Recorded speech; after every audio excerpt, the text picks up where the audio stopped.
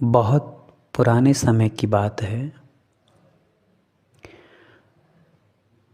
एक छोटे से गांव में एक चरवाहक प्रातःकाल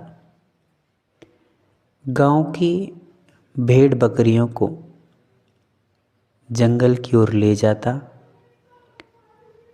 और शाम को वापस सबके घरों में छोड़ दिया करता था। ऐसे करके उसका क्रम काफ़ी समय तक चलता रहा। सालों साल व्यतीत हो चुके थे और वह चरवाहक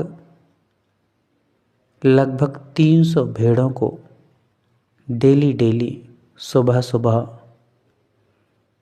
सबके घरों से एकत्रित करता और जंगल ले जाता। शाम को आकर सबको अपने अपने घरों पर छोड़ दिया करता। एक दिन की बात है कि वह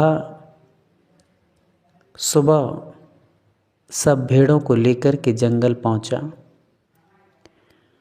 और संध्या होते होते वह सभी भेड़ों को वापस लेकर के आ रहा था। एकाएक उसकी एक भेड़ काफ़ी आगे निकल चुकी थी और एक भेड़ काफ़ी पीछे रह चुकी थी। सामने से कोई परिचित मित्र दौड़ा दौड़ा आ रहा था और उसने कहा उस चरवाहक से,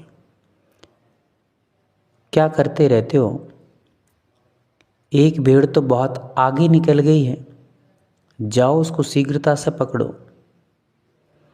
इतने में ही कोई पीछे से भी राहीगर चला आ रहा था। वह भी परिचित था, चरवाहक का कोई परिचित रहा होगा। उसने भी कहा, मित्र तुम्हारी एक भेड़ बहुत ही पीछे रह गई है। आगे वाला कहता है कि एक बहुत आगे रह गई है, एक मित्र कहता है कि बहुत पीछे रह गई है एक भेड़। आगे वाले ने कहा कि तुम तो आगे वाली को पकड़ो, पीछे वाली तो आ ही जाएगी। पर पीछे वाला, जो पीछे से व्यक्ति आया था, वो कहता है कि नहीं, आगे वाली तो घर पहुंच जाएगी, पर पीछे वाली जो रह गई है उसको पकड़ कर के लेके आओ। दोनों की बातें वो चरवाहक बड़े ध्यान से सुन रहा था और सुनते सुनते ही उसने मुस्कुरा करके कहा कि मित्रों, आप दोनों की बात सही है, आगे वाली भी आवश्यक है, पीछे वाली भी आवश्यक है, पर मुझे ये बताओ कि आगे वाली और पीछे वाली, इन दोनों को संभालने के लिए, इन दोनों को पकड़ने के लिए मैं जाऊं, या फिर मेरे पास अभी फ़िलहाल में 300 भेड़ों में से जो 298 भेड़ बची हुई हैं, मैं उनको संभालूं, या आगे वाली को लेकर आऊं, या पीछे वाली को लेकर आऊं। मेरे पास जो उपस्थित हैं उनको छोड़कर के मैं आगे वाली को लेने जाऊंगा, या इनको छोड़कर मैं पीछे वाली को लेने जाऊंगा, तो क्या ये 298 जो बची हैं वो एक साथ रह पाएंगी, या पुनः मुझे एक साथ मिल पाएंगी? ये बात सुनते ही आगे से आने वाला मित्र और पीछे से आने वाला राहीगर दोनों अवाक रह गए। उनके पास कहने को कोई शब्द ना बाकी रहा, क्योंकि ग्वाले ने जो बात कही, चरवाहक ने जो बात कही, वो बड़ी मार्मिक थी। बात तो बात थी, पर जीवन के रहस्यों को खोलने वाली बात थी। क्योंकि जिंदगी में अक्सर ऐसा हम सबके साथ में घटित होता है। जैसे वो एक भेड़ आगे चली गई, एक भेड़ पीछे रह गई है। यदि ग्वाला चरवाहा पीछे वाली को लेने जाता तो 398 जो बची थी वो इधर उधर बिखर जाती और सबको संभालना मुश्किल हो जाता। एक के पीछे 298 भी बर्बाद हो जाती, यत्र बिखर जाती और उनको संभालना फिर मुश्किल रहता। या आगे वाली को लेने जाता तब भी यही घटना घटित होती।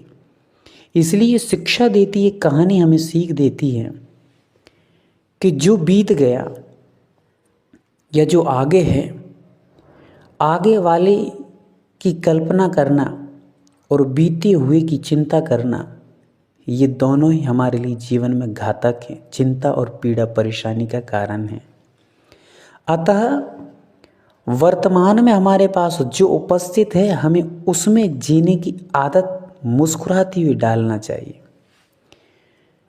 हमें उस चीज़ का आनंद लेना चाहिए जो अभी प्रेजेंटली हमारे पास में है, सामने रखी उस चीज़ के बारे में हम सोचते नहीं हैं और हम भविष्य की कल्पनाओं में उड़ान भरते हैं या भूत की चिंता में अपने आप को चिंतित रखते हुए हमेशा उदास, निराश और हताश बने रहते हैं।